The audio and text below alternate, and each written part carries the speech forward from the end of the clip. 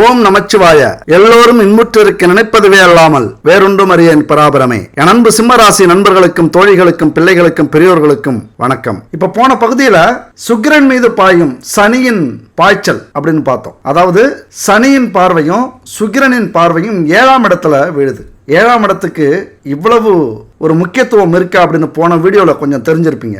இந்த வீடியோவில் எந்தெந்த இடத்திலிருந்து இந்த சனி பகவானும் இந்த சுக்கிர பகவானும் இவர்கள் கூட சந்திரன் செவ்வாய் இவங்கெல்லாம் சேரும்போது இன்னும் குடும்ப வாழ்க்கையில, உறவுகள் வாழ்க்கையில, தொழில் வாழ்க்கையில என்னென்ன பிரச்சனைகளை ஏற்படுத்துவார்கள், யாரெல்லாம் நமக்கு துரோகம் செய்வாங்க, இன்னும் கணவன் மனைவி உறவுக்குள் எப்படிலாம் சிக்கல்களை இந்த அமைப்பு ஏற்படுத்தும், அதுக்கு நம்ம இன்னும் கொஞ்சம் பரிகாரத்தை எப்படி ஸ்ட்ராங் பண்ணணும், நம்முடைய மனநிலையை எப்படி தெளிவா வச்சுக்கணும், இதெல்லாம் பத்தி இந்த பகுதியில் பார்க்க போறோம். கண்டினியூவா பாருங்க, மிக முக்கியமான ஒரு பகுதி.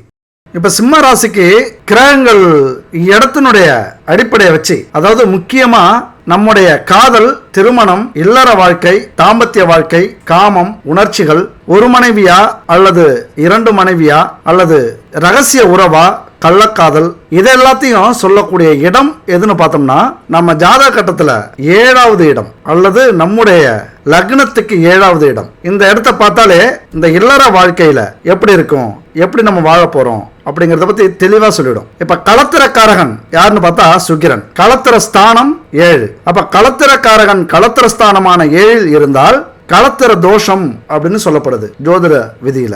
அதனுடைய விதி பேர் என்னன்னா காரகோ பாவ நாசாய அப்படிங்கிற விதிப்படி மன வாழ்க்கையை ரொம்பவே அது பாதிக்கும். ஆனா சுக்கிர பகவான் இருக்கிற இடத்துக்கு ஏற்றது மாதிரி ஆதிபத்தியத்தை பொறுத்து கெடுபலன்கள் அதிகரிக்கிறதும் குறையறதும் அல்லது உங்களுடைய ஆன்மீக சிந்தனையினாலும் ஆன்மீக பயணத்தினாலும் கெடுபலன்கள் குறையும், இல்ல நல்ல பலன்கள் உருவாகும். சுக்கிரனை பொறுத்து தான் அது அமையும். அதுபோல செவ்வாய் வீடுகள்னு சொல்லப்படுற மேஷம், விருட்சகம், அந்த வீட்டுல சுக்கிரன் இருந்தா கொஞ்சம் விசேஷம் அப்படின்னு சொல்ல முடியாது. அது கொஞ்சம் பிரச்சனையான இடம். உங்க ஜோதிட கட்டத்துல பாருங்க, எந்த இடத்துல சுக்கிரன் இருக்கார் அப்படின்னு பாருங்க. காலச்சக்கரத்தின் அடிப்படையில மேஷம் விருட்சகம் ராசியில சுக்கிரன் இருந்தா கொஞ்சம் மன வாழ்க்கை எடுத்தோம் கவிழ்த்தோம் அப்படின்னு போயிடும். கண்ணு மூடி கண்ணு திறக்கிறதுக்குள்ள என்னென்னமோ நடந்துடும், யோசிக்கவே விடாது. நல்லது நடந்தாலும் கெட்டது நடந்தாலும் அது ரொம்ப வேகமா நடக்கும். ஏன்னா செவ்வாய் பகவான் அதிபதி அந்த 2 இடத்துக்கும். போர்க்குணம் கொண்ட கிரகம் அது. எதுவுமே ஆற அமர பொறுமையா ஒரு வேலை செய்யறது, ஒரு பிரச்சனையை அணுகிறது அப்படிங்கறதுலாம் இல்ல. எடுத்தோம் கவிழ்த்தோம் அப்படின்னா எடுத்து கவிக்கிறதுல வெற்றியும் கிடைக்கும், தோல்வியும் கிடைக்கும். அது ஒரு அதிர்ஷ்டம் மாதிரி நமக்கு சிந்திக்கிற வேலையே இருக்காது அதுல. அப்ப அந்த 2 இடத்துலயும் சுக்கிரன் இருந்தா அந்த மாதிரி நடக்கும். அது மாதிரி சனியோட ராசியான மகரம் கும்பத்துல அந்த ஜாதக கட்டத்துல இப்ப சிம்ம ராசி நண்பர்களுக்கு மகரம் கும்பத்துல சுக்கிரன் இருந்தா அதுவும் கொஞ்சம் குறைதான். ஏன்னா சனியின் ராசிகள் அது கொஞ்சம் நம்முடைய கர்ம வினையை தீர்க்கிறது மாதிரி ஆயிடும். ஏதோ பிரச்சனை, ஏதோ பாவங்கள் நம்ம செஞ்சுட்டு வந்திருப்போம், அந்த கடனை அவர் தீர்த்துப்பார். அது எப்படி தெரியுமா, எப்பவோ வாங்கின கடனுக்கு சரியான நேரத்தில் நம்ம ஏதோ ஒரு செலவுக்காக பணம் வந்திருக்கும். அப்போ அந்த கடைக்காரன் யாராவது ஒருத்தர் பிடிங்கிட்டு போறது மாதிரி வேற ஒரு செலவுக்கு வச்சிருந்த பணத்தை இவர் பிடிங்கிட்டு போயிடுவார். அந்த மாதிரி மகரம் கும்பத்துல சுக்கிரன் இருந்தா அவர் கர்ம வினையை தீர்க்கிறதுக்கு அதை பயன்படுத்திப்பார். அதாவது நம்ம வாழ்க்கையை கொஞ்சம் சோதனைக்கு உள்ளாக்கக்கூடிய, போராட்டத்துக்கு உள்ளாக்கக்கூடிய, பிரச்சனைக்கு உள்ளாக்கக்கூடிய அமைப்பா கொண்டு வந்துருவார். அது மட்டும் இல்ல, நீங்க நியாய தர்மம் அதுபடி பாவங்கள் கம்மியா பண்ணிருக்கீங்க அப்படின்னா பாவத்தை செய்ய வைப்பார். அந்த விஷயத்துல சோதனை செய்வார். எப்படின்னா காம வேட்கை அதிகரிக்கிறது, அடுத்த பாலினத்தவர்கள் மேல கொஞ்சம் ஆசையை உருவாக்குவார். வேலை செய்யற இடத்துல, தொழில் செய்யற இடத்துல, இல்ல உறவுகள்கிட்ட அல்லது சமுதாயம், நம்ம எங்க போறோமோ அங்கெல்லாம் அந்த வாய்ப்பை கொடுப்பார். ஏன்னா நம்மளை சோதிக்கணும்ல, நம்ம எப்படி பிற பெண்கள் தொடர்போ ஆண்கள் தொடர்போ நமக்கு அப்பெல்லாம் கிடைக்கும். நீங்களாம் அப்ப யோசிச்சுங்க, உங்களுக்கு இந்த மாதிரி ஒரு தொடர்பு கிடைச்சது அப்படின்னா ஏதோ நம்ம சிக்கல்ல சிக்க விட பார்க்குது இந்த கிரகம், ஏதோ கர்ம வினை தீர்க்க பார்க்குது, பிரச்சனையில விட்டு நமக்கு கஷ்டத்தை கொடுத்து பாடத்தை கற்பிச்சு நம்மளை பாவம் செய்ய வச்சு அதுக்கப்புறம் தண்டனை கொடுக்கறதுக்கு ஏற்பாடு பண்ணுது இந்த கிரகங்கள் அப்படின்னு நீங்க புரிஞ்சுக்கணும். பேசிக்காவே அந்த உணர்வு வந்தாலே கொஞ்சம் எச்சரிக்கையா இருக்கணும். எப்ப நமக்கு உணர்வு வரணும் அப்படின்னா அந்த வயசு வரும்போது, திருமண அமைப்பு கூடும்போது, திருமணம் செஞ்சதுக்கு அப்புறம் அந்த எண்ணங்கள் வரணும். அதுதான் நமக்கு எந்த ஒரு பிரச்சனையும் இல்லாம நம்ம கிரகங்கள் எல்லாம் சரியா வேலை செய்யுது அப்படின்னு அர்த்தம். அதை மீறி எசுக்கு பிசுக்கா அல்லது இடம், காலம், நேரம், ஆளு இதெல்லாம் தெரியாம கண்ட நேரத்துல வருது அப்படின்னா எங்கேயோ சனி பகவான் நம்மளை சிக்க வைக்க பார்க்கிறார் அப்படின்னு அர்த்தம். அதுபோல சுக்கிரன், செவ்வாய், சனி இவர்களுடைய பார்வை அல்லது இடம் இந்த மாதிரி இடத்துல அமைஞ்சதுன்னா இதே சிக்கல் தான், இந்த மாதிரி சிக்கலை உருவாக்கும். அதுபோல களத்திரக்காரகன் சுக்கிரன் பாவ கிரகங்கள்ல சம்மந்தப்பட்டிருந்தா அடுத்த உறவுகள் சவகாசம் கிடைக்கும், ஈஸியா கிடைச்சிடும். எல்லாத்தையும் மறந்துடுவோம். புள்ள பொண்டாட்டி பெத்தவங்க, நம்ம வாழ்க்கை எப்படி, நம்ம கௌரவம் எப்படி, நம்ம குடும்பத்தோடைய மானம் எப்படிலாம் நம்ம கௌரவமா வாழ்ந்தோம், இது வரைக்கும் எந்த பிரச்சனையும் இல்லாம வாழ்ந்துட்டு இருக்கோம், நம்முடைய துணைக்கு கணவனோ மனைவியோ துரோகம் செய்யாம வாழ்ந்துட்டு இருக்கோம் அப்படிங்கிற எல்லாத்தையும் மறக்க வச்சிரும் இந்த பாவ கிரகங்களுடைய சேர்க்கை இருந்தா. மனைவி கணவனை தவிர அடுத்த ஆண்கள் பெண்கள் சவகாசம் ஈஸியா கிடைக்கும். அப்பவே நீங்க புரிஞ்சுக்கணும் ஏதோ ப்ராப்ளம் ஸ்டார்ட். இந்த மாதிரி புரிஞ்சிக்காம தான் வாய்ப்பு கிடைக்குதுன்னு போய் குழியில விழருது. ஏன்னா குழியில விழறது ரொம்ப ஈஸி, அதுக்கு ரொம்ப உழைக்க வேண்டியதில்லை, கஷ்டப்பட வேண்டியதில்லை. அப்படி ஈஸியாக ஏதாவது வாய்ப்பு கிடைச்சதுன்னா விழுந்துடுறது. ஆனால் மலை ஏறுவதற்கு தான் கஷ்டம். அது மாதிரி வாழ்க்கையில் நல்ல பேர் எடுக்கிறதுக்கு, முன்னேறத்துக்கு, எல்லா செல்வ வளத்தையும் பெறத்துக்கு தான் நமக்கு வாழ்க்கையில் ரொம்ப கஷ்டம். ஆனால் ஒரு பிரச்சனையில் விழறதுக்கு, ஒரு பிரச்சனையில் கவிழறதுக்கு அல்லது அவமானம் படுறதுக்கு, அவமானத்தில் விழறதுக்குலாம் ரொம்ப ஈஸி. ஏன்னா அது ஒரு பள்ளம் மாதிரி, டக்குன்னு விழுந்துடலாம். அடுத்த பெண்களுடைய ஆண்களுடைய சவகாசம் எளிமையாக கிடைக்கும். அப்பெல்லாம் நீங்கள் புரிஞ்சுக்கணும். நான் சொன்னது மாதிரி என்னுடைய ஞாபகம் வரட்டும். இன்னும் சொல்லப்போனால் இந்த வார்த்தை உங்கள் ஞாபகம் வரட்டும். ஏதோ நம்மளை சிக்க வைக்க பார்க்குது ஏதோ கிரகம், எஸ்கேப், அவ்வளோதான். நமக்கு நிச்சயிக்கப்பட்ட எந்த ஒரு துணையாக இருந்தாலும் அதை தவிர வேற எந்த ஒரு பெண்ணையோ பையனையோ அல்லது அடுத்தவங்க பொருளுக்கோ வேலைக்கோ தொழிலுக்கோ கணவனுக்கோ மனைவிக்கோ ஆசைப்பட்டோம் அப்படின்னா நமக்கு பாவங்கள் சேரப்போகுது. அதனால ரொம்ப பெரிய கஷ்டம் வரப்போகுது. அதுக்கான ஏற்பாடுகள் நடந்துகிட்டு இருக்கு அப்படின்னு அர்த்தம். அதுல இருந்து தப்பிக்கிறதுக்கு கொஞ்சம் சிந்திச்சு செயல்பட்டு ஆன்மீக வழியில அல்லது உழைப்பின் வழியில எதிர்கால வாழ்க்கையை நோக்கி ஓடிட்டு இருக்கணும். கண்டும் காணாதது மாதிரி நம்மளை கூப்பிட்டுட்டே இருக்கோம். ஏய் ஏய் இங்க பாருப்பா இங்க பாருப்பா அப்படின்னு. கெட்ட கிரகங்கள்லாம் கூடி கும்மி அடிக்கும், கூப்பிடும். கவனிக்கவே கூடாது. நம்ம இந்த இடத்துல உங்க மதி வேலை செஞ்சே ஆகணும். சிம்ம ராசி நண்பர்களுடைய தோழிகளுடைய மதி இந்த இடத்துல வேலை செஞ்சே ஆகணும். அதுபோல இப்ப இந்த விஷயம், இப்ப நான் சொல்ல போற விஷயம் ரொம்ப முக்கியமான விஷயம். ஜாதகத்தை கவனிங்க, இல்லை ஜோதிடத்தை கொடுத்து பாருங்க. ஏதாவது சிக்கல் வர்றது மாதிரி இருக்கு, ஏதாவது பிரச்சனையில் சிக்கிட்டீங்க அப்படின்னா, குடும்பத்தில் பிரச்சனை ஆரம்பிக்குது, அப்போ நீங்களோ அல்லது உங்கள் துணையோ ஏதோ ஒரு பிரச்சனை ஆரம்பிக்கிறாங்க அப்படின்னா ஜாதகத்தை போய் எடுத்துகிட்டு போய் ஒரு நல்ல ஜோதிடத்தை பாருங்க. ஜென்ம லக்னத்தில் ராகுவும் 7 கேதுவும் இருந்தா, அதுபோல 7ஆம் வீட்டோன் வலு குறைந்தாலும், லக்னத்தில் கேது 7 ராகு வலு குறைந்திருந்தாலும், 2ல் கேது 8ல் ராகு, 2ல் ராகு 8ல் கேது, இப்படி இது மாதிரியான ராகு கேது வலு குறைந்திருந்தாலும் மனைவியை விட்டு பிரியக்கூடிய, கணவனை விட்டு பிரியக்கூடிய, டைவர்ஸ் வாங்கக்கூடிய காலகட்டம் வரும். இல்லை 2 பேருக்குமே இது அமைஞ்சது அப்படின்னா பாதிப்பு வராது. 2 பேருக்குமே இப்படி இருந்ததுன்னா பாதிப்பு வராது. இல்லை ஒருத்தருக்கு இருந்து இன்னொருத்தருக்கு அப்படி இருக்கு, 2 பேரும் சேர்ந்து இருந்தீங்கன்னா அங்கே வேற ஒரு பிரச்சனை உருவாகும். பை சொற்கள், அவமானம், நீங்க செய்யாத தப்புக்கு தன்னை அனுபவிக்க வேண்டிய காலகட்டமா வந்துடும். அப்ப இப்படிலாம் இருந்தா நாங்க என்னதான் பண்றது? நாங்களா தப்பு செஞ்சா எங்களுக்கு தன்னை கிடைக்கலாம், ஆனா பழிச்சொல் வருது, போட்டி பொறாமையால அவமானப்படுறோம், அசிங்கப்படுறோம், எங்களை வாழ விட மாட்டேங்கிறாங்க, வளர விட மாட்டேங்கிறாங்க, ஊரெல்லாம் கெட்ட செய்தியா பரப்புறாங்க, புரளி கிளப்புறாங்க அப்படின்னா வேற வழியே இல்லை. இறைவன் தான். இறைவன்கிட்ட போய் முறையிடுறது தான் உங்க வாழ்க்கை. ஏன்னா பிரிவு வரும், விவாகரத்து ஏற்படும், இல்லைன்னா கண்டம், ஏதாவது ஒரு கண்டம். அப்ப இறைவன் அடி சேருங்க, இறைவன்கிட்ட போய் கதறுங்க, கண்ணீர் விட்டு அழுவுங்க. இந்த மாதிரி குடும்பத்துல பிரச்சனை நடக்குது, நீயா நானாங்கிற பிரச்சனை நடக்குது, ஒரு குடும்பத்துல 2 பேரும் ஒற்றுமையா இல்லைன்னா நரகம் தான் வாழ்க்கை. நரகத்தை வாழ்ற வாழ்க்கையில நேராவே பார்க்கலாம். அப்ப பிரிஞ்சிடக்கூடாது. ஏதோ ஒரு ஈகோ பிரச்சனைனால, ஒரு சின்ன பிரச்சனைனால குடும்பம் பிரியக்கூடாது. கண்ணீர் விட்டு கதறுங்க. எப்படி பார்த்தாலும் சிம்மராசி நண்பர்களுக்கும் தோழிகளுக்கும் நல்ல மனைவி அமையணும், நல்ல கணவன் அமையணும் அப்படின்னா ஜாதகத்துல லக்னாதிபதியும் 7 குடையவனும், ஏன்னா மனைவியை குறிக்கக்கூடிய இடம் அந்த 7ஆம் வீடு தான். 7 குடையவனும் களத்திரக்காரகனான சுக்கிரனும் அதிக பலம் பெற்றிருக்க வேண்டும். 7ஆம் இடம் ரொம்ப பலமா இருக்கணும். போய் ஜாதகத்தை எடுத்துட்டு போய் என் வாழ்க்கை எப்படி இருக்குன்னு பாருங்க அப்படின்னு சொல்றதை விட மனைவியை பத்தி தெரியணும், நண்பர்களை பத்தி தெரியணும், ஏதோ பிரச்சனை நடக்குது, துரோகம் நடக்குது அப்படின்னா அதை பத்தி தெரியணும் அப்படின்னா இந்த 7ஆம் வீட்டை குறிப்பிட்டு கேளுங்க. உங்களுடைய ஜாதகத்தை குறிப்பிட்டு கேளுங்க. 7ஆம் இடம் எப்படி இருக்கு, என்னுடைய மனைவி ஸ்தானம் எப்படி இருக்கு, நண்பர் ஸ்தானம் எப்படி இருக்கு, இதை கேளுங்க. அதை பத்தி தெரிஞ்சுக்கங்க, முன்னெச்சரிக்கையாக தெரிஞ்சுக்கங்க அப்படிங்கிறோம். பயமுறுத்தல, தயவு செஞ்சு நம்ம சொல்ற எந்த ஒரு விஷயமே பயமுறுத்தவே இல்லை. அதுபோல லாப நோக்கம் எதுவுமே இல்லை. இது எல்லாமே ஜோதிட விதி. நீங்க நம்பினாலும் நம்பாவிட்டாலும் இதுதான் நிஜம். அதனால அலட்சியப்படுத்துறது அப்படிங்கிறது உங்களுடைய குணம். நீங்க அலட்சியப்படுத்தினாலும் சொல்ல வேண்டியது என்னுடைய கடமை.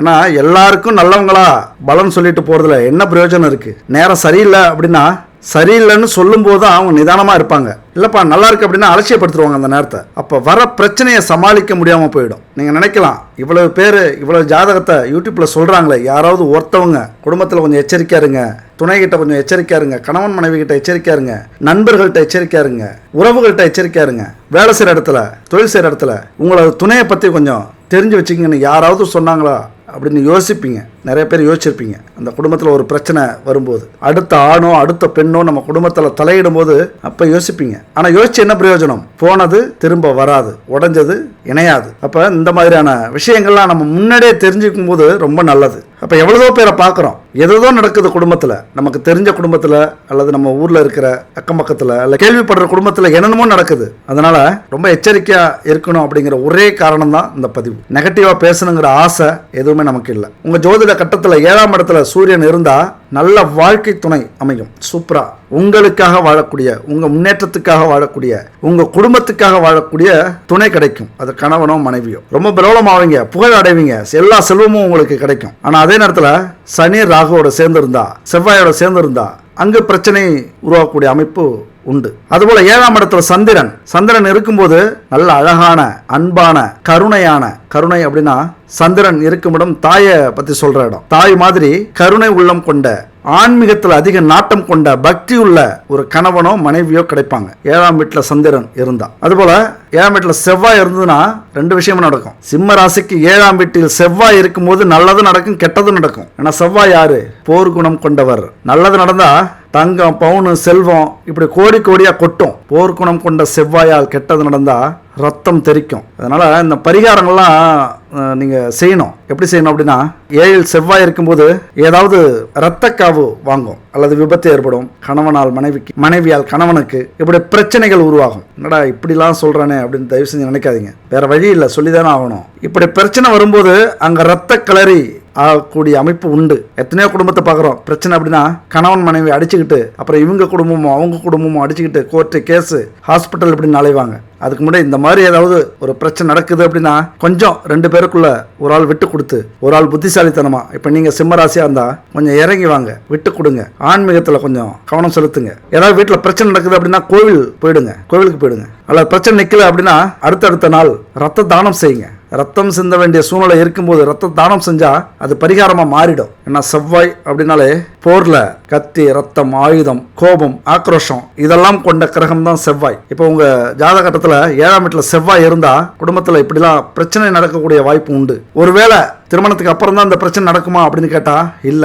நீங்க லவ் பண்ணீங்க அப்படின்னா உங்க வீட்டுக்கும், நீங்க யாரை லவ் பண்றீங்களோ அவங்க வீட்டுக்கும் பிரச்சனை நடக்கக்கூடிய வாய்ப்பு உண்டு. ரத்த கலரி ஆகும். அப்ப என்ன பண்ணோம்? வேற வழியே இல்லை. நான் சொன்ன மாதிரி இறைவன் தான். கோவிலுக்கு போங்க, ஆன்மீக பயணம் செல்லுங்க. எந்த அளவுக்கு ஆன்மீகத்தில் ஈடுபடுறீங்களோ கோவிலுக்கு தான் போகணும் இல்லை, வாரத்துக்கு ஒரு முறை கோவிலுக்கு போகலாம். வீட்டில் தினமும் பூஜை அறையில் முருகனை வணங்குங்க 7 செவ்வாய் இருக்கிறவங்க. அதுபோல 7ஆம் இடத்துல புதன் இருந்தா நல்லா படிச்ச, ஞானமுள்ள, அறிவுள்ள, குடும்பத்து மேல அக்கறை உள்ள, குடும்பத்து கௌரவத்தை காப்பாற்றக்கூடிய மனைவி, கணவன் கிடைப்பாங்க. அது மட்டும் இல்ல, அந்த குடும்பத்துல மனைவியோட ஆதிக்கம் அதிகமா இருக்கும். ஏன்னா புதன் அப்படின்னாலே புத்திக்கு அதிபதி, ஞானத்துக்கு அதிபதி. 7ஆம் இடத்துல புதன் இருந்தா ரொம்ப கொடுத்து வச்சவங்க நீங்க, நல்ல துணை கிடைக்கும். இப்ப 7ஆம் இடத்துல குரு இருந்தா செல்வத்தை அள்ளிக்கிட்டு வர மனைவி கிடைப்பாங்க. நல்ல குணமுள்ள மனைவி. அவங்க வந்ததுக்கு அப்புறம் உங்க வாழ்க்கை தரமே மாறி போயிடும். தொழில் செய்றீங்களா, மிக பிரம்மாண்டமான தொழில் அமையும். வேலை செய்றீங்களா, நல்ல உயர் பதவி கிடைக்கும். ஏகப்பட்ட சந்தோஷங்கள், இன்ப அதிர்ச்சிகள் நினைச்சே பார்க்க மாட்டீங்க. அப்படி ஒரு வளர்ச்சி உங்க வாழ்க்கையில யோகமா நடக்கும். அதிர்ஷ்டம், எதை எடுத்தாலும் அதிர்ஷ்டம், எங்க போனாலும் அதிர்ஷ்டம். உங்களது துணையால இது கிடைக்கும். அடுத்தது 33 கோடி தேவர்களுடைய அருள் பெற்ற காமதேனு பசு இருக்குல்ல, அதை வணங்குங்க. இந்த உலகத்தில் கடவுள்களை பார்க்க முடியாது, ஆனால் இந்த மாதிரி உயிரினங்களில் நம்ம கடவுளை பார்க்கலாம். அந்த பசுவுக்கு அவ்வளவு ஒரு மதிப்பு இருக்கு. பசுவுக்கு பிடிச்ச உணவு கொடுங்க, தொட்டு கும்பிடுங்க. அதுவும் குறிப்பாக வெள்ளிக்கிழமையில உணவு கொடுத்தீங்க அப்படின்னா சுக்கிர பகவானுக்கு ரொம்ப பிடிக்கும். அது மாதிரி அவருடைய பலம் உங்களுக்கு அதிகரிக்கும். ஈஸியாக அந்த நிலையிலிருந்து வெளில வந்துடுவீங்க. அவர் கொஞ்சம் உங்களை விட்டு பிடிப்பார், விடுதலை செஞ்சிருவார் அந்த ஒரு எண்ணத்திலிருந்து, அந்த ஒரு பிரச்சனையிலிருந்து. அடுத்து இன்னொன்று, இந்து மதத்தில் மிக புனிதமானதா சொல்றது எதுனா தர்மம். தர்மத்தை விட ஒரு சிறந்த பரிகாரம் எதுவுமே இல்லை, எதுலையுமே இல்லை. அப்ப சுக்கிரனுடைய அருள் வேணும் அப்படின்னா வெள்ளிக்கிழமையில கோவிலுக்கு போங்க. உங்களால என்ன முடியுதோ அதை தானமா செய்யுங்க. தான தர்மங்கள் செய்யுங்க, அன்னதானம் செய்யுங்க, நன்கொடை செய்யுங்க. இந்த வீடியோட கடைசியில் விரதம் இருக்கிறத பற்றி சொல்லியிருப்பேன், அதை கொஞ்சம் கவனமாக கேளுங்க.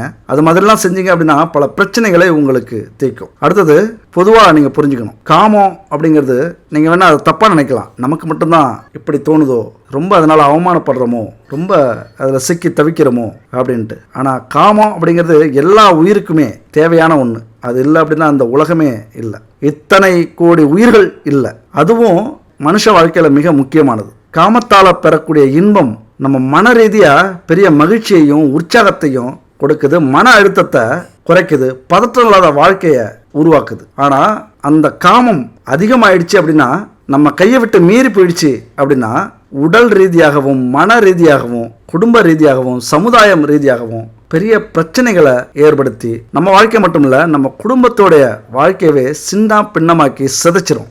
நம்ம மட்டும் வெளியில தலை காட்ட முடியாது. நம்முடைய உறவுகள், குழந்தைகள் உறவுகள் ஒருவேளை சந்தோஷப்படலாம், ஆனால் நம்முடைய இரத்த உறவுகள் ரொம்ப அவமானப்படுவாங்க, அவமானமாக நினைப்பாங்க நாம் செய்கிற ஒரு தப்புக்கு. அதனால இப்போ ஜாதக கட்டத்தில் இந்த 7ஆம் பாவம் மனைவி கணவனையும் நண்பர்களையும் கூட்டாளிகளையும் சொல்லக்கூடிய இடம். ஏன் அப்படின்னா, மனைவி நண்பர் இவங்களாம் நம்முடைய ரத்த சம்பந்தமா இருக்க மாட்டாங்க. நம்முடைய தேவை கருதி அல்லது அவர்களுடைய தேவை கருதி நமக்கு உதவுவாங்க அல்லது நம்முடைய உதவியை அவங்க பெறுவாங்க. அதனால இந்த ரத்தம் சம்பந்தம் இல்லாத உறவுகளுக்கு இந்த 7ஆம் பாவம் சொல்லும். 7ஆம் வீட்டுல சனி சுக்கிரன் இந்த மாதிரி பார்வை பலனோ கூட்டணி பலனோ இருந்தா இங்கதான் சிக்கல். ஏன்னா ரத்த சம்பந்தப்பட்ட உறவுகள்னா கொஞ்சம் பயம் இருக்கும்.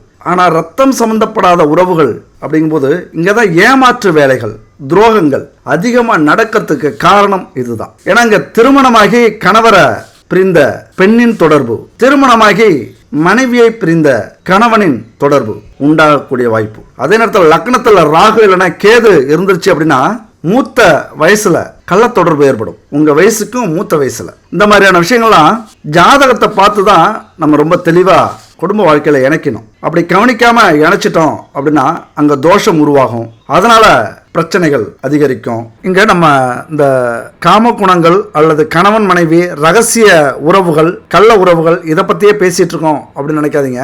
இங்க காம குணங்கள் அப்படின்னா ஒரு ஆணுக்கும் பெண்ணுக்கும் மட்டும் வரக்கூடிய மோகம் மட்டுமல்ல. இந்த காம குணங்கள் அப்படிங்கிறது நான் முன்னாடியே சொல்லியிருக்கேன், போன வீடியோல சொல்லியிருக்கேன். நல்லா உடை உடுத்தணும், விலை உயர்ந்த ஆடை வாங்கணும், நல்ல உணவுகளை சமைக்கணும், ருசிக்கணும், ஊர் சுத்தணும், மகிழ்ச்சியா உல்லாசமா நேரத்தை செலவு பண்ணணும். உடலுக்கும் மனசுக்கும் சுகம் கிடைக்கிற எந்த ஒரு விஷயமும் அது காம குணங்களுக்கு ஈடானது தான். அதை தான் சொல்லுவாங்க ஜோதிட விதிப்படி. அதனால இப்ப சில கிரகத்தை பார்த்தோம், 7ஆம் இடத்துல இது இருந்தா அப்படின்ட்டு. சிம்ம ராசிக்கு 7ஆம் இடத்துல சுக்கிரன் இருந்தா நல்ல வசதியான பேரழகான கணவனோ மனைவியோ கலை ஆர்வம் உள்ள அல்லது கலை உலகத்துல ஈடுபாடுள்ள மீடியாவுல புகழ் பெறக்கூடிய துணை உங்களுக்கு கிடைப்பாங்க.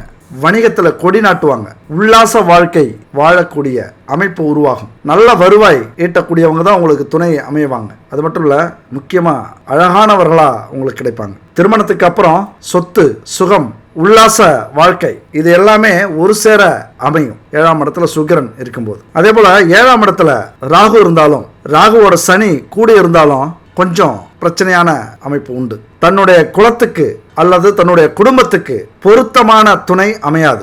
எப்படியும் அவமானத்தை உண்டு பண்ணி கொடுத்துருவாங்க குடும்பத்துக்கு. ஏன்னா எங்கிருந்தோ வந்தவர்களால் குடும்பமே கௌரவம் போய் கஷ்டப்படணும் அப்படிங்கிறது விதியாக மாறி போகும். ரொம்ப அவமானத்தை சந்திக்கக்கூடிய காலகட்டங்கள் உருவாகும். தலையில் அடிச்சுப்பீங்க, மானமே போச்சு, குடும்பம் மானமே போச்சு அப்படிங்கிற சூழ்நிலையை உருவாகும். இந்த குடும்பமே வேண்டாம், இந்த குடும்ப வாழ்க்கையை வேணாம் அப்படின்னு ஒதுக்கிட்டு சன்னியாசியா போறோம் அப்படின்னு சொல்லக்கூடிய அமைப்பாக உருவாகிடும். அதுபோல ராகு இருந்தா களத்திர பாவம் சரியா அமையாது, குடும்ப வாழ்க்கை சரியா அமையாது. மனைவிக்கோ கணவனுக்கோ நோய் பிரச்சனை அதிகமாகவும் அல்லது உங்களை விட்டுட்டு போயிடுவாங்க, அல்லது அடுத்த மதம் அடுத்த ஜாதி இதுல போய் நீங்க திருமணம் செஞ்சுப்பீங்க. உங்க குடும்பத்தை கொஞ்சம் சிக்கல்ல விட்டுட்டு. 7ஆம் இடத்துல ராகு இருந்தா ரொம்ப எச்சரிக்கையா இருங்க. சனி இருந்தா, சனி ராகு சேர்ந்து இருந்தாலும் ராகு தனியா இருந்தாலும் எச்சரிக்கையா இருக்க வேண்டியது அவசியம். செக் பண்ணுங்க. இந்த அமைப்பெல்லாம் தானாவே உங்களுக்கு ஏற்படும், இப்படியான வாய்ப்பு உங்களுக்கு கிடைக்கும். அதனால வாழ்க்கையில நாம பிறந்தது ஒரு அதிசயம் அப்படின்னா, நம்ம எந்த குடும்பத்துல பிறந்தமோ அது ஒரு பெரிய தவம், நமக்கு கிடைச்ச ஒரு வரம் அப்படின்னு சொல்லலாம். அதனால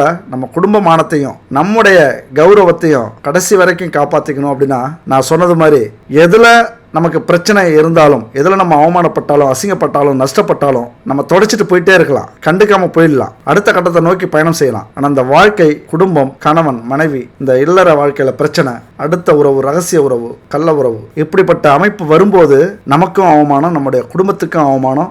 இந்த பாவம் நீங்க எத்தனை பிறவி எடுத்தாலும் தொடர்ந்துகிட்டே தான் இருக்கும். நம்ம அப்புறம் யோசிக்கணும், நம்ம என்ன பாவம் செஞ்சுட்டு வந்தோம், இப்படிலாம் நம்ம குடும்பத்துக்கு நடக்குது. இது அப்படியே நம்ம யாருக்கெல்லாம் பாவம் செஞ்சோமோ அடுத்தவங்க நமக்கு செய்கிற அமைப்பு உருவாகும். அடுத்தவங்களுக்கு பாவம் செய்கிற கணக்கு வரும்போது அவங்க நமக்கு பாவம் செய்வாங்க, அதுக்கப்புறம் அவங்க அந்த பாவத்தை அனுபவிப்பாங்க. இது ஒரு சுழற்சி, வாழ்க்கை ஒரு வட்டம் அப்படின்னு சொல்றது மாதிரி. அதனால எந்த ராசிக்காரவங்க சிம்ம ராசிக்கு ஒத்து போவாங்க, மேஷத்துக்கும் சிம்மத்துக்கும் ஒத்து போகும். ரொம்ப பொருத்தமான ராசி. சிம்மத்துக்கு எப்படி அந்த கர்வம், அந்த வீரம், அந்த தலைமை, நான் தான் அப்படிங்கிற எண்ணம் இருக்குமோ அது மாதிரி மேஷ ராசிக்கும் உண்டு. ரெண்டு ராசியும் ஒண்ணுபடும் போது ரெண்டு பேருமே அடங்கிடுவாங்க, அமைதியாயிடுவாங்க. ஏன்னா அரசரும் சந்திக்கும் போது எப்படி ஒரு சூழ்நிலை உருவாகும், ஒரு முதல்வரும் சந்திக்கும் போது எப்படி ஒரு சூழ்நிலை உருவாகும், ஒரு பிரதமரும் சந்திக்கும் போது எப்படி ஒரு சூழ்நிலை உருவாகும் யோசிச்சு பாருங்களேன். யாரும் தாழ்வா நினைக்க மாட்டாங்க. அந்த இடத்துல எல்லாமே சமமா நடக்கும். ரெண்டு பேத்துக்கும் கொடுக்கக்கூடிய மரியாதை சமமா இருக்கும். யாரையும் தாழ்த்தியோ அல்லது யாருக்கும் உயர்த்தியோ நம்ம அந்த இடத்துல மரியாதை கொடுக்க மாட்டாங்க அந்த சந்திப்புல. அந்த மாதிரி தான் மேசராசி நண்பர்களும் தோழிகளும் சிம்ம ராசி நண்பர்களும் தோழிகளும் ஒரே மாதிரி. அது மாதிரி லக்னமும் ஒரே மாதிரி தான். அந்த படபடப்பு, முன்கோபம், நான் அப்படிங்கிற அந்த எண்ணங்கள் ரெண்டு பேருக்குமே இருக்கும். இந்த லிண்டா குட்மேன் அப்படிங்கிற புத்தகத்தை கவனிச்சிங்க அப்படின்னா அந்த அட்டை பக்கம் இருக்குல்ல, அதுல ஒரு சிங்கத்துக்கு பக்கத்துல ஒரு ஆட்டுக்குட்டி தைரியமா படுத்திருக்கும். அதை பார்த்தாலே உங்களுக்கு புரிஞ்சிடும் மேஷமும் சிம்மமும் எப்படி அப்படின்னு. ஆடு எதுக்குமே பயப்படாது, அது பிடிச்சு சாப்பிட்ற வரைக்குமே அதை உணராதது, பயம் தெரியாதது ஆடுங்கிறது. அதை பயமுறுத்தும் போதுதான் பயந்து ஓடும். ஆனா அதுக்கு முன்னாடி சிங்கம் வந்தாலும் புலி வந்தாலும் நரி வந்தாலும் அதை பற்றி அமைதியா நிற்கும். அதனாலதான் சிம்ம ராசிக்கு பயப்படாத ஒரே ராசி மேஷ ராசி. பெஸ்ட் மேட்ச் அப்படிங்களாம். மிக பொருத்தமான ஒரு ராசி எதுன்னு பார்த்தோம்னா மேஷ ராசி தான். மேஷமும் சிம்மமும் ஜோடி சேர்ந்தா ரெண்டு பேருடைய ஜாதகத்திலையும் செவ்வாய் சுக்கிரன் வலுவாக இருந்தா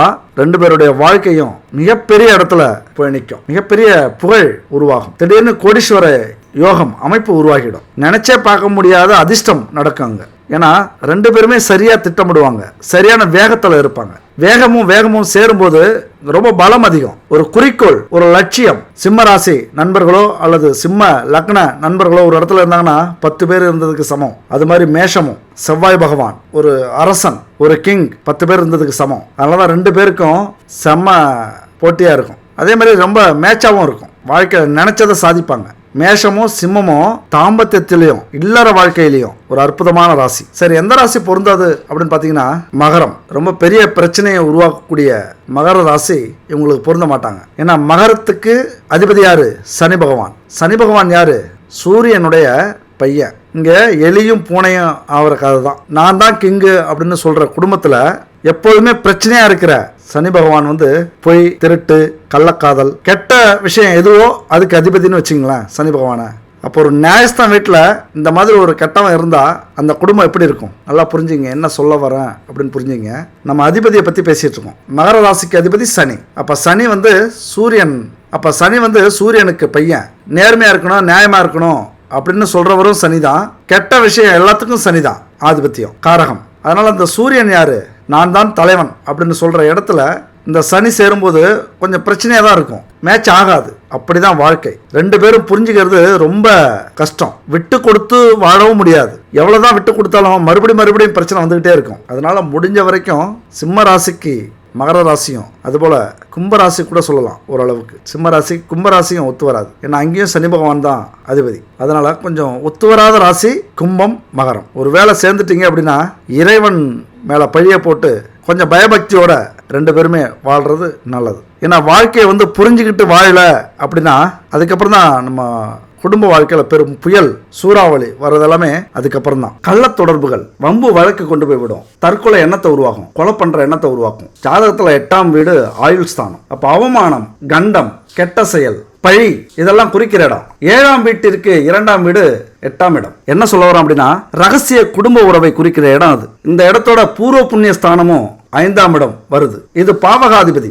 7 களத்திர ஸ்தானம். அதனால என்ன நடக்கும் அப்படின்னா ரகசிய உறவுகள், ரகசிய சிநேகிதம், ரகசிய வாழ்க்கை இதெல்லாம் ஏற்படும். திருமணத்துக்கு முன்னாடியோ அல்லது திருமணத்துக்கு அப்புறமோ இந்த விஷயங்கள் ஏற்படும். இந்த கிரக அமைப்பு அப்படி. என்னதான் கிரக அமைப்பு விதியாக இருந்தாலும் நம்மளை பெரிய பிரச்சனையில, கௌரவ பிரச்சனையில, கண்டத்துல, அவமானத்துல கொண்டு போய் சிக்க விடுற சூழ்நிலை இருந்தாலும் நம்முடைய புத்தி இங்க வேலை செய்யணும். ஏதாவது எதிர்பாலனத்தை பார்க்கும்போது நம்ம மண்டையில டான்னு ஒரு சவுண்டு வரும். அப்போ உங்களுக்கு முதல்ல வரக்கூடிய ஞாபகம் என்ன வரணும் அப்படின்னா எச்சரிக்கை, உசாரையா உசாரு, ஓரஞ்சாரம் உசாரு அப்படின்னு வடிவில் சொல்லுவாங்க ஒரு காமெடியில. அந்த மாதிரி நம்ம உசாரா இருக்கணும் அப்படின்னு தெளிவாகிக்கணும். ஒருவருடைய ஜாதகத்துல 8ஆம் இடத்துல குரு இல்லைன்னா சுக்கிரன் இருந்தா ஒன்றுக்கு மேற்பட்ட உறவுகள் ஏற்படும். கள்ளக்காதல், கள்ள தொடர்பு இதெல்லாம் கண்டிப்பா உருவாகக்கூடிய காலகட்டம். ஜாதகத்துல அடுத்தது 4வது இடம் பார்த்தோம்னா சுகஸ்தானம். எல்லா விதமான சுகங்களையும் கொடுக்கக்கூடிய இடம் இந்த 4ஆம் இடம். இது ரொம்ப முக்கியமான இடம். இந்த இடத்தினுடைய அதிபதி பலம் பெற்று இருந்தால்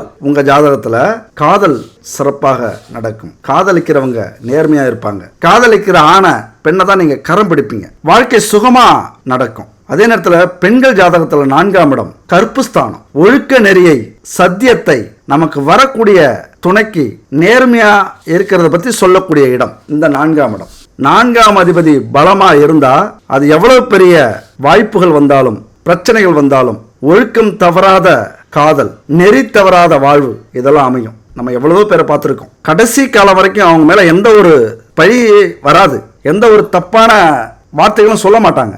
சும்மா கூட சொல்ல முடியாது, யாரும் நம்ப மாட்டாங்க சொன்னாலும். அப்படி வாழ்ந்தவங்க இன்னைக்கு நிறைய பேர் இருக்காங்க.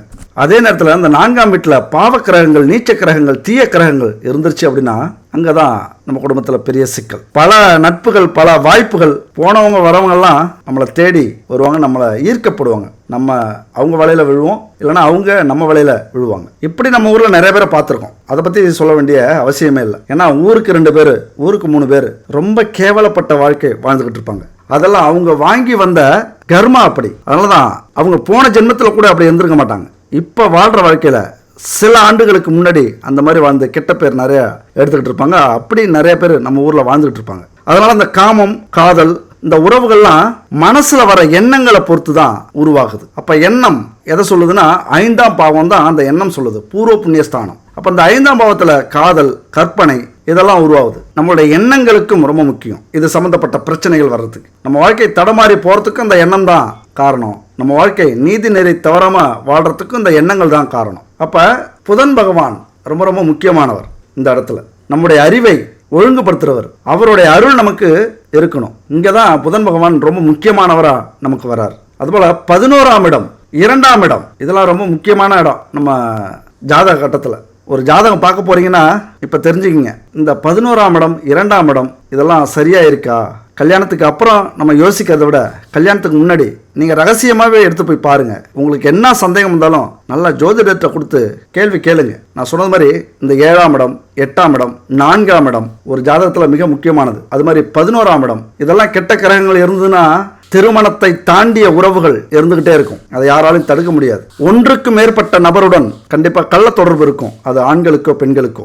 ஜாதகத்தை கூர்ந்து கவனிங்க. காதல் அப்படின்னா அது உங்களுடைய தலையெழுத்து, அதை மாற்ற முடியாது. அதே நேரத்தில் குடும்பமாக பார்த்து, பெற்றோர்களாக பார்த்து வைக்கிற கல்யாணத்தில் நீங்களும் தனியாக போய் அந்த ஜாதகத்தை ஆராய்ச்சி பண்ணுங்க, ஆராய்ச்சி பண்ண சொல்லுங்க. ஒரு ஜாதகம் பார்க்கறதுக்கு ஒரு 15-20 நிமிஷம் எடுத்துப்பாங்க. 200-300 ரூபா வாங்குறாங்க அப்படின்னா டைம் எடுத்துக்கங்க. 600-700 ரூபாயை கொடுங்க. நல்லா ஃபுல்லாக ஆராய்ச்சி பண்ண சொல்லுங்க.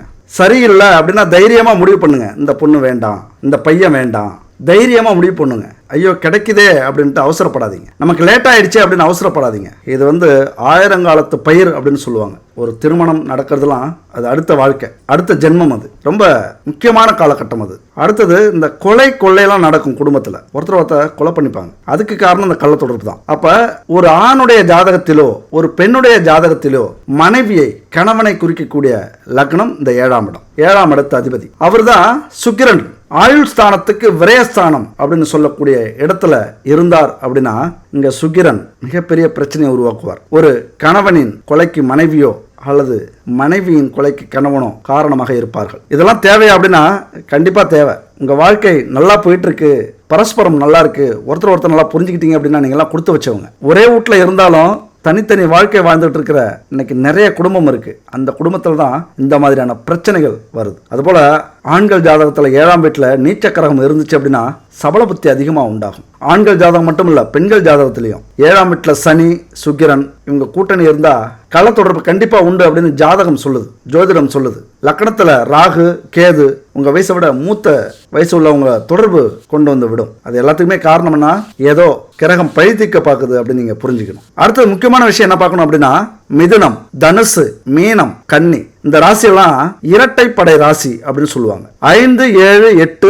11ஆம் பாவமாக இந்த ராசியெல்லாம் வந்தா அப்படின்னா ஒன்றுக்கு மேற்பட்ட உறவுகள் கல்யாணத்துக்கு முன்னாடியோ கல்யாணத்துக்கு அப்புறமோ வரக்கூடிய வாய்ப்பு இருக்கு. ஆனால் அதே நேரத்தில் குரு பார்வை விழுந்துச்சு அப்படின்னா அதை அப்படியே மாற்றி கோடீஸ்வரனா மாற்றிடும். வெளிநாட்டில் கோடி கோடியா அள்ளக்கூடிய வாய்ப்பு வந்துடும். ஏன் அப்படின்னா குரு போகக்காரகன், சுக்கிரன் காமக்காரகன்.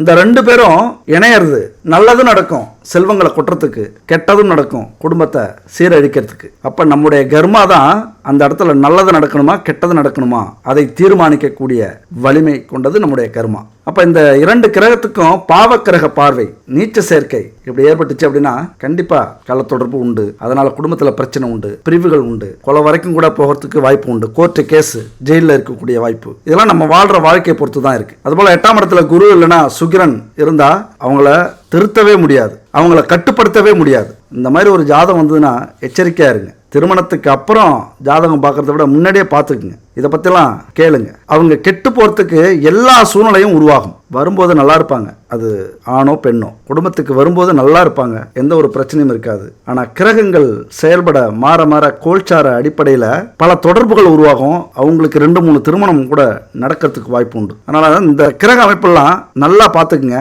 அதுபோல் ஒருத்தருடைய ஜாதகத்தில் சுக்கிரனும் செவ்வாயும் கூட்டணி சேர்ந்துருச்சு அப்படின்னா சொல்லவே வேண்டியதில்லை. இது அடுத்த ஒரு பிரச்சனை.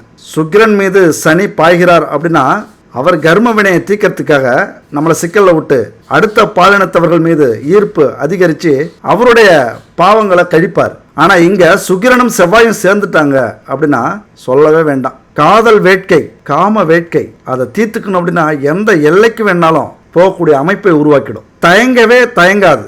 என்ன வேணாலும் செய், எங்கே வேணாலும் போ, யாரை வேண்டுமானாலும் சீண்டுங்க. அதனால தான் இன்னைக்கு நம்ம மீடியாவில் எவ்வளதோ விஷயங்கள் காது கொடுத்து கேட்க முடியாத விஷயங்களும் நம்ம கேட்குறோம். மனுஷனா மிருகமா, மிருகத்தை கூட குற்றப்படுத்துகிறோம், மிருகம் மேலே பழி சொல்கிறோம். அதுக்கு மேலே அவங்க அரக்கர்கள் அப்படின்னா அதுவும் பொருந்தாது, அதுக்கு மேலேன்னு தான் சொல்லணும். அந்த அளவுக்கான தகவல்லாம் நமக்கு மீடியாவில் வருது அப்படின்னா இப்படிப்பட்ட அமைப்பு தான். அதுபோல் சனி சந்திரன் சேர்க்கை பார்வை, சனி வீட்டில் சந்திரன், சந்திரன் வீட்டில் சனி, சனி சந்திரன் நீச்சம், இது போன்ற அமைப்புகள்லாம் திருமணத்தை தாண்டி பல உறவுகள் ஏற்படும். இந்த மாதிரியான அமைப்பு ஏன் இதை சொல்கிறோம் அப்படின்னா ஜாதகத்தை நீங்கள் தெளிவாக பாருங்கள். இந்த மாதிரி அமைப்பு வந்தது அப்படின்னா விபச்சார தொழில், அது ஆணோ பெண்ணோ கண்டிப்பாக செய்வாங்க. எச்சரிக்கை ரொம்ப முக்கியம். 5, 8, 11 இந்த 2 இடத்தையும் முக்கியமாக பாருங்க. அதிக பண வரவு வரும். இதில் என்னன்னா இந்த அமைப்பு எல்லாமே கோடி கோடியாக பணத்தை கொட்டும். கோடி கோடியாக பணத்தை கொட்டுற அளவுக்கு தொடர்புகளை அதிகமாக உருவாக்கும். உயர்ந்த அந்தஸ்தை கொடுக்கும், உயர்ந்த மதிப்பை கொடுக்கும், புகழை கொடுக்கும். திருமண துணைக்கு அப்பாற்பட்ட உறவுகளை ஏற்படுத்தும். அதுக்கப்புறம் சனி பகவான்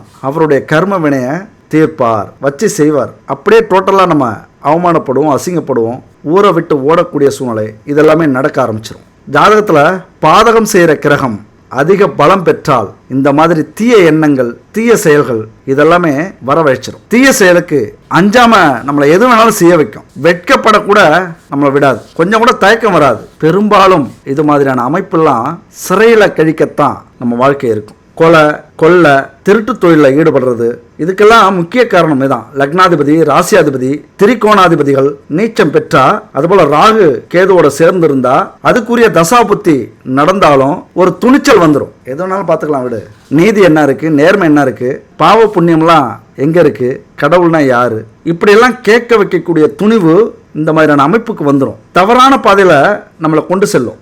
ஆனால் இவர்களை காலம் கடந்து வருத்தப்பட வச்சிரும். ஏன்னா நாம் செய்கிற கர்மா எப்படி திரும்ப அமையும், எப்படி திரும்ப முதல்ல கர்மா செயல்படுது அப்படின்னா தெரிஞ்சே நம்ம தப்பு, பெரிய தப்பு செய்வோம். போன ஜென்மத்திலேயோ இந்த ஜென்மத்திலேயோ தெரிஞ்சே செய்வோம். அவங்களுக்கு துரோகம் பண்ணுறோம், அல்லது அவங்களுடைய பொருளை அபகரிக்கிறோம், அல்லது அவங்களுடைய சாபத்தை வாங்குறோம் அப்படின்னு தெரிஞ்சே செய்கிற தப்புக்கு எப்படியாவது எல்லா கிரகங்களும் கூடி நின்று கும்மி அடிக்கும். இப்போ ஒரு இடத்துல கொள்ளையடிக்க போகிறாங்க, அல்லது ஒரு பொருளை திருட போகிறாங்க, அல்லது ஒருத்தவங்களை கொலை பண்ண போகிறாங்க அப்படின்னா பெரிய பிளான் பண்ணுவாங்க. ஒரு ஆள் 2 ஆளால் முடியாது, ஒரு 10-15 பேர் பிளான் பண்ணுவாங்க. நீங்கள் அங்கே போங்க, நீங்கள் இதை செய்யுங்க, நீங்கள் இந்த இடத்துல மூவ் பண்ணுங்கள், அவரை பார்த்தா அந்த தகவல் கொடுங்க, நான் அந்த இடத்துல சரியாக வரேன், இப்படி 10 பேர் ஆளுக்கு ஒரு பிளான் பண்ணுவாங்க. அப்படி தான் இந்த கிரக அமைப்புகள்லாம் நமக்கு பிளான் பண்ணும். நாம் செய்கிற தவறுக்கு தண்டனை கொடுக்க இந்த 9 கிரகமும் பிளான் பண்ணுவாங்க. அவ்வளோதான். இதை விட தெளிவாக யாராலையும் சொல்லவே முடியாது. அதனால தான் வாழ்க்கையில் எந்த ஒரு தவறும் செய்யக்கூடாது அப்படின்னு இந்த மாதிரியான அமைப்புகள்லாம் நமக்கு இருக்குது. கர்மா இருக்குது அப்படின்னா கூட்டு கொள்ளை, கொலை, கற்பழிப்பு இதெல்லாம் கொண்டு போய் சிக்க விட்டுரும். ஒரு ஜாதகத்தை பொறுத்த வரைக்கும் ஆண்கள் பெண்கள் அப்படிங்கிற பேதமெல்லாம் இல்லை. எல்லா அமைப்புமே 2 பேருக்குமே பொருந்தும். ஏன்னா அது அனுபவத்தில் நம்ம புரிஞ்சிருப்போம். அப்போ இதுக்கெல்லாம் என்ன வழிங்க, இப்படி ஒரு அமைப்பு இருக்குது, தெரிஞ்சோ தெரியாமலோ என் ஜாதகத்தில் இப்படி ஒரு அமைப்பு இருக்குது அப்படின்னா வேற வழியே இல்லை. விதி எப்படி இருக்கு அப்படின்னா முடிஞ்ச வரைக்கும் நம்ம மதியால செயல்படுவோம், கட்டுக்கோப்பா நம்மளை வச்சுப்போம். இல்லைனா இறைவா நீ கதி, விதி மதி கதி, இந்த 3 விஷயத்தை நம்ம இங்க பயன்படுத்தணும். பல சதிகள் நடக்கும். மதியால ஜெயிக்க முடியல அப்படின்னா கிரகங்கள் பல சதிகள் செய்யும். அந்த சதியிலிருந்து மீளணும் அப்படின்னா அந்த இறைவனே கதின்னு போயிடணும். அப்போ ஒருத்தருக்கு கற்புள்ள கணவன், கற்புள்ள மனைவி அமைறது எல்லாமே முன்ஜென்ம பாவ புண்ணியங்களுக்கு ஏற்பத்தான் அமையும். இதை நல்லா புரிஞ்சுக்கணும். இதுல 100% இல்லைங்க, 1000% இதுதான் உண்மை. இதுலயே பல பேருக்கு நம்பிக்கை இல்லை. முன்ஜென்மம் அப்படின்னா உண்டா, பாவ புண்ணியம்னா உண்டா அப்படின்னு. இந்த நம்பிக்கை இல்லாதால தான் இன்னைக்கு இவ்வளவு தவறுகள் நடக்குது. தயவு செஞ்சு நம்புங்க. கற்புள்ள மனைவி கணவன் கிடைக்கணும் அப்படின்னா அதுக்கு புண்ணியங்கள் தான் காரணம். ஏதோ தப்பு செஞ்சிருப்போம் முன்னாடி அப்படின்னா இதுக்கு மேலேயாவது நம்ம புண்ணியங்கள் செய்ய ஆரம்பிப்போம். தவறு செய்யாம நம்மளை பாதுகாத்துப்போம், அன்போட இருப்போம், அழகான வாழ்க்கையை வாழ்வோம். அப்ப அந்த ஜாதகத்துக்கு ஏற்றது மாதிரி தான் துணை அமையும். முக்கியமா இதுக்கான தீர்வு என்னன்னு பார்த்தோம்னா திருமணத்துக்கு முன்னாடியே ஜாதகத்தை நல்லா ஆராய்ச்சி பண்றது. நம்ம சொல்றது மாதிரி நம்ம முன்னாடி சொன்னோம்ல, அது மாதிரி எல்லா கிரக நிலையும் ஆராய்ச்சி பண்ணி சரியில்லை அப்படின்னா துணிச்சலோட நிராகரிங்க. இந்த பெண் வேண்டாம், இந்த பையன் வேண்டாம் அப்படின்னு. காதல் திருமணமானா திருமணத்துக்கு அப்புறம் குடும்பத்தில் வரக்கூடிய பிரச்சனைகளுக்கு தீர்வே இருக்கிறது ரொம்ப கஷ்டம். கண்டிப்பா பிரிவு வரக்கூடிய அமைப்பும் இருக்கும். அதுக்கப்புறம் ஒருவேளை நம்ம கண்ணிலையும் படாம நம்ம திருமணம் செஞ்சுக்கிட்டோம் அப்படின்னா சத்தியத்திற்கும் தர்மத்திற்கும் இறைவனுக்கும் பயந்து வாழ்க்கை நடத்த வேண்டிய கட்டாயத்துல நம்ம இருக்கும். இப்படிலாம் இருந்தோம் அப்படின்னா நம்ம வாழ்க்கையை அனுபவிச்சு வாழலாம். முதல்ல அந்த பாவ புண்ணியங்கள்லாம் இருக்கு, கர்மாலாம் இருக்கு அப்படின்னு ஆழமா பதிய வச்சுக்கோங்க உங்க மனசுல. ஒவ்வொரு செயலையும் கவனமா செய்யுங்க. இந்த இடத்துல எனக்கு கமலஹாசன் பாட்டு ஞாபகம் வருது. என்னன்னா ஆளவந்தான் படத்துல ஒரு அற்புதமான பாட்டு பாடியிருப்பார். கடவுள் பாதி மிருகம் பாதி கலந்து செய்த கலவை நான், உள்ளே கடவுள் வெளியே மிருகம் விளங்க முடியா கவிதை நான், மிருகம் கொன்று கடவுள் வளர்க்க பார்க்கின்றேன், ஆனால் கடவுள் கொன்று உணவாய் தின்று மிருகம் மட்டும் வளர்கிறதே. இது சுக்கிர பகவானுக்கு அற்புதமா பொருந்தும். ஏன்னா சுக்கிர பகவானுக்குள்ளார கடவுளும் இருக்கிறார், மிருகமும் இருக்கிறது. ஏன்னா சுக்கிர பகவானை 2 விதமா பிரிச்சிருக்காங்க, சுப கிரகம் அசுப கிரகம் அப்படின்னு. நம்ம எண்ணங்களோட சேரும்போது நம்ம எண்ணம் எப்படியோ அது அங்க செயல்படும். ஆனா அதை கட்டுப்படுத்துற அந்த கடிவாளம் யார்கிட்ட இருக்குன்னா நம்மள்ட்ட தான் இருக்கு. கடவுள் வெளியில வரணுமா, மிருகம் வெளியில வரணுமா? இங்க விளங்க முடியா கவிதை. உங்க ராசியை பொறுத்த வரைக்கும் உங்க மனசுல என்ன இருக்கு அப்படின்னு யாராலையும் கண்டுபிடிக்கவே முடியாது. அது ஒரு ரகசியம், மிகப்பெரிய ரகசியம் அப்படின்னு சொல்லலாம். ஆனா உங்களுக்குள்ளாரே நடக்கிற போராட்டம் இருக்குல்ல, அது ஒரு விதத்துல யோசிச்சாலே பாவமா இருக்கும். மிருகம் கொன்று கெட்ட எண்ணத்தை போக்கி நல்ல எண்ணத்தை வளர்க்கறதுக்கு எவ்வளவோ முயற்சி பண்ணுவீங்க. ஆனா அந்த நல்ல எண்ணத்தை கொன்று கடவுள் கொன்று உணவாய் தின்று மிருகம் மட்டும் வளர்கிறதே. அது தவிப்பு, வேற வழி இல்லை. கெட்ட எண்ணம் என்ன பண்ணும், நல்ல எண்ணத்தை சாப்பிட்டு கெட்ட எண்ணம் அதிகம் வளரும் போது இது மாதிரியான பெரிய பிரச்சனைகள்லாம் கண்டிப்பா சந்திக்கக்கூடிய வாய்ப்பு உங்களுக்கு வரும், சந்திக்கக்கூடிய காலகட்டம் வரும். நீங்க இந்த காலகட்டம் அந்த காலகட்டம் அப்படின்னு பிரிச்சுக்காதீங்க. ஜனன ஜாதகத்தின் அடிப்படையில் உங்கள் ராசிக்கு எதை நீங்க வளர விடுறீங்க, உங்களுக்குள்ளார கடவுளையா மிருகத்தையா? இங்க எதையுமே நல்லா ஒன்று புரிஞ்சுக்கணும். அது எத்தனை மிருகங்கள் நமக்குள்ளார வாழ்ந்தாலும் 6 அறிவு படைச்ச மனுஷனா நம்ம இருந்தோம் அப்படின்னா நம்ம புத்தி, மூளை, சிந்தனை, அறிவு, ஞானம் இதை எல்லாத்தையும் பயன்படுத்தணும் அப்படின்னா எவ்வளவு பெரிய விதியா இருந்தாலும் மதிய வெல்லலாம். மதியாலே வெல்ல முடியலனாலும் இன்னொரு கதி, இறைவனே கதி அப்படின்னு போயிட்டோம்னா கண்டிப்பா அந்த பிரச்சனையிலிருந்து வெளியில வர நம்மளால முடியும். என்னதான் பரிகாரம் நம்ம செஞ்சாலும் கிரகங்கள் தவறான கூட்டணியில இருந்தா இது நடக்கும். அதே நேரத்தில் குரு பார்வை இருந்தா இந்த பாதிப்புகள் நீங்கும். தவறான பாதையில போறதுக்கு மனசு இடம் கொடுக்காது குரு பார்வை இருந்ததுன்னா. இன்னொரு முக்கியமான விஷயம் இருக்கு, நம்ம வாழ்க்கையில இந்த மாதிரியான பிரச்சனைகள்லாம் வரக்கூடாது, அந்த வாய்ப்பு துணைக்கு ஏற்படக்கூடாது அப்படின்னா குலதெய்வ வழிபாடு ரொம்ப முக்கியம். நம்ம குலத்தையே கட்டி காக்கக்கூடிய அவமானம், கௌரவம், நீதி, நேர்மை இதெல்லாம் வாழ வைக்கக்கூடிய ஒரே தெய்வம் நம்ம குலதெய்வத்துக்கு அதிக பங்கு உண்டு. என்ன பண்ணோம், பௌர்ணமி அமாவாசை அன்னைக்கு போய் குலதெய்வ வழிபாடு செய்யணும். கெட்டதெல்லாம் நீங்கி நல்லதே நடக்கும். அது மாதிரி மனோகாரகன் சந்திரன் ரொம்ப முக்கியமானவர். சந்திர பகவான் வணங்குங்க. திங்கக்கிழமையில சிவாலயம் போயிட்டு வாங்க. பாதிப்புகள் நீங்கணும் அப்படின்னா இந்த பரிகாரங்கள்லாம் செய்யுங்க. இறைவன் தான் நமக்கு கதி. கௌரவம் காப்பாற்றப்படணும். நம்ம தப்பு செஞ்சாலும் ஜென்மத்துக்கு அது தொடர்ந்துகிட்டே இருக்கும். அது ரொம்ப கஷ்டம். அதை தீர்க்கணும் அப்படின்னா பெரிய நோய் வந்தா கூட அது தீராது. இந்த பாவங்கள் நம்மளை பாதிக்கும், நம்முடைய சந்ததியினர் பாதிக்கும், அடுத்த ஜென்மத்திலையும் இதே போல தொடர்ந்துகிட்டே இருக்கும். அதனால இந்த பரிகாரங்கள்லாம் ரொம்ப முக்கியம். புதன் பகவான் இந்த விஷயத்துல ரொம்ப முக்கியமானவர். புத்திக்கு அதிபதி, புத்தியை செயல்பட வைக்கிறவர், கெட்ட புத்தி வராத அளவுக்கு பார்த்துக்கிறவர், புத்தியை தெளிவாக செயல்படுத்த புதன் பகவான் வழிபாடு ரொம்ப முக்கியம். அப்ப என்ன பண்ணலாம் அப்படின்னா நல்ல புத்தி நமக்கு கிடைக்கணும். ஏதாவது தவறான தொடர்பு வருது, நம்மளால நீங்க முடியல, ஏதோ ஏற்பட்டுடுச்சு, வருந்துறேன் அப்படின்னா திருவெண்காட்டில் புதன் பகவான் தனி சன்னதியில் இருக்கார். அங்கே போயிட்டு வாங்க. நல்ல புத்தியும் நல்ல நண்பர்களும் அமைவாங்க. புதன் பகவான் இந்த விஷயத்தில் ரொம்ப முக்கியமானவர். அமாவாசை அன்னைக்கு, பௌர்ணமி அன்னைக்கு குலதெய்வத்தை எப்பொழுதும் விடாதீங்க. முக்கியமாக உடல் அப்படிங்கிறது சந்திரன், உயிர் அப்படிங்கிறது சூரியன். இந்த இரண்டும் கலந்தது தான் ஆன்மீகம், சிவம். இந்த ஆன்மாவுக்கு மனம் சார்ந்த மனசாட்சி அப்படிங்கிறது ரொம்ப முக்கியம். மனசாட்சிக்கு எதிராக செயல்படுறவங்க வாழ்நாள் முழுக்க கொடூரமான நரக வேதனையை கண்டிப்பாக அனுபவிப்பாங்க. கர்மாவை நல்லா புரிஞ்சுக்கணும். உடல் ரீதியாகவும் மன ரீதியாகவும் பல துயரங்கள், அனுபவங்கள் தொடர்ந்துகிட்டே இருக்கும். நம்ம சொன்ன மாதிரி இந்த ஜென்மம் இல்லை, எத்தனை ஜென்மம் எடுத்தாலும். பல பெரிய கோடீஸ்வரர்கள் பார்த்தீங்கன்னா வாரிசுகளால் தீராத மனவேதனை அனுபவிப்பாங்க. அது பையனோ பொண்ணோ மிகப்பெரிய அவமானத்தை அவங்க அடைவாங்க. பல பிறவியில தீர்க்க முடியாத பாவங்கள் அதெல்லாம் செஞ்சதால தான் அந்த கஷ்டத்தை அனுபவிக்கிறாங்க. அப்போ மனசாட்சிக்கு புறம்பா எந்த ஒரு செயலையும் இந்த பிரபஞ்சத்தில் நம்ம செய்யக்கூடாது. பிரபஞ்சத்துக்கு எதிராக செய்யவே கூடாது அப்படின்னு நம்ம முடிவு பண்ணணும். செஞ்சிட்டோம் அப்படின்னா அதனுடைய கர்மா அழிவு தான். நமக்கு அழிவைத்தான் கொடுக்கும், கௌரவத்துக்கு பங்கம் வரும், தற்கொலை எண்ணத்தை கொடுக்கும், நம்மளை வாழவே விடாது. அப்போ வட்டிக்கு கொடுத்த மனிதர்கள் ஒருவருடைய வாழ்க்கையை தேவையில்லாமல் கெடுக்கிறவங்க என்ன பண்ணுவாங்க, நல்லா வாழ்ந்துகிட்டு இருக்கிற தம்பதியை பிரிப்பாங்க. உழைக்கிற கூலியை கொடுக்காம ஏமாத்துவாங்க. வாங்கிய பணத்தை கொடுக்க மாட்டாங்க. ஆசை வார்த்தை சொல்லி பொண்ணை பையனை திருமணம் செய்யறதா சொல்லி ஏமாத்துவாங்க. அடுத்தவங்க சொத்தை அபகரிப்பாங்க, திருடுவாங்க. கொடுத்த சத்தியத்தை காப்பாற்ற மாட்டாங்க, வேணுன்னே அதை தவறுவாங்க. தவறான வைத்தியம், கலப்படமான பொருள், பொய்யான வதந்திய ஒருத்தர் மேல பரப்புறது, கோவில் சொத்தை அபகரிக்கிறது, பசுக்களுக்கு விலங்குகளுக்கு கெடுதல் பண்றது, இயற்கையை அழிக்கிறது, நோயை பரப்புறது, இவங்க எல்லாமே இந்த பாவங்கள்ல வருவாங்க. நல்லா கவனமா இதை நீங்கள் கவனிக்கணும். அதனால நம்ம ஒரு முடிவு பண்ணிடணும். நமக்கு சொந்தமில்லாத ஒரு விஷயத்தை நினைக்கவும் அடையவும் அனுபவிக்கவும் ஒருபோதும் மனசுல எண்ணக்கூடாது.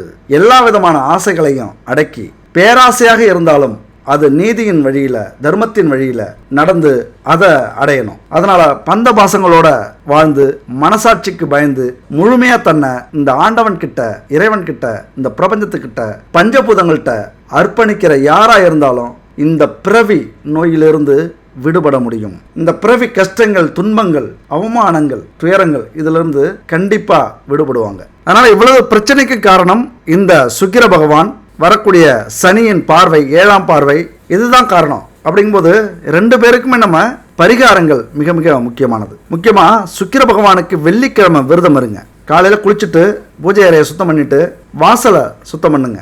சாணம் கரைச்சி போடுவீங்க கிராமத்தில் உள்ளவங்க, இல்லைன்னா சிட்டியில் இருக்கும்போது மஞ்சள் தண்ணியை கரைச்சி வாசலை தெளிச்சுட்டு பச்சரிசி மாவால் கோலம் போடுங்க. வெள்ளிக்கிழமை அப்படின்னாலே பச்சரிசி மாவால் கோலம் போடுறது மிகப்பெரிய புண்ணியம். கோலம் போட்டுட்டு வீட்டில் பூஜை அறையில் நெய் விளக்கு ஏற்றுங்க. அப்புறம் நெய்வேத்தியமாக மொச்சப்பயிறு, சுண்டல் இதெல்லாம் செஞ்சு வச்சுக்கோங்க. குலதெய்வ வழிபாடு செஞ்சுக்கங்க. அடுத்தது விநாயகர் வழிபாடு, லட்சுமி வழிபாடு. அடுத்து சுக்கிர பகவானுக்கு விரதம் இருக்கிறதா அவரே வேண்டிக்கிட்டு, தப்பு செஞ்சிருந்தாலும் அது மாதிரியான பிரச்சனைகள் வரக்கூடிய அமைப்பு இருந்தாலும் அதெல்லாம் தீர்க்கணும், அந்த பிரச்சனை எல்லாம் வரக்கூடாத அளவுக்கு குடும்பத்து கௌரவத்தை பாதுகாக்கணும் அப்படின்னு வேண்டிக்கிங்க.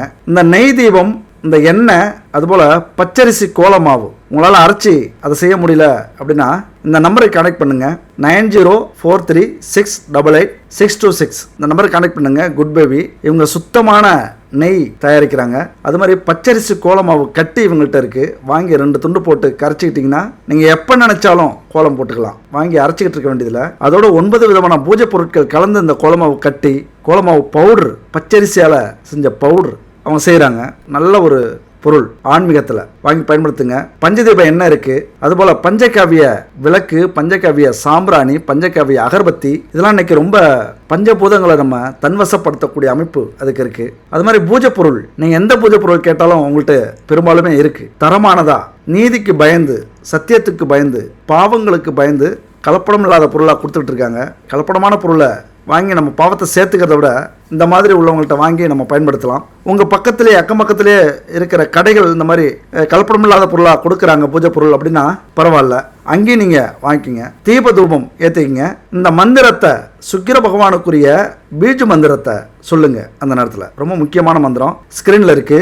ஓம் ஜூம் சுக்ராய நமக, ஓம் த்ரம் ட்ரீம் த்ரும் சக் சுக்ராய நமக அப்படிங்கிற இந்த மந்திரம். இந்த மந்திரத்தை 16,000 முறை நம்ம சொல்லணும். ஏன்னா நம்ம கௌரவத்தை விட நடக்கிற பிரச்சனையை விட இந்த 16,000 முறை அப்படிங்கிறது ரொம்ப பெரிய விஷயம் இல்லை. இதுல இன்னொரு விஷயம் இருக்கு. தேஷ்கால பத்திர சித்தாந்தத்தின்படி இந்த கலியுகத்துல 4 மடங்கு நம்ம இந்த மந்திரத்தை அதிகமாக உச்சரிக்கணும். 16,000 முறை, அதை 4ஆ பெருக்கணும் அப்படின்னா 64,000 முறை இந்த மந்திரத்தை ஜபிக்கும் போது நம்ம குடும்பத்தில் எந்த ஒரு பிரச்சனை இருந்தாலும், கள்ள தொடர்புகள் இருந்தாலும், அது வரக்கூடிய சூழ்நிலை இருந்தாலும், அல்லது ஜாதகத்திலே இந்த மாதிரியான தோஷங்கள் இருந்தாலும், உங்களுக்கு பயம் இருந்தது அப்படின்னா இந்த பரிகாரத்தை செய்யுங்க, விரதம் இருங்க, இந்த மந்திரத்தை சொல்லுங்க.